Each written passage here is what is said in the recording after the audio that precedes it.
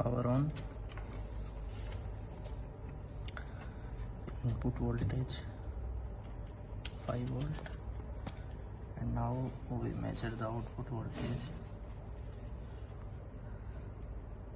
1.8 volt, 3.3 volt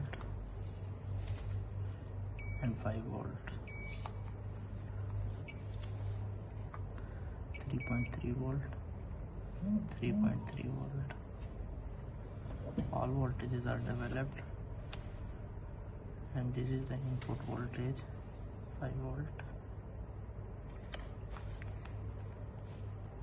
And once again we check the voltages 3.3 volt, 5 volt and 1.8 volt. You completed.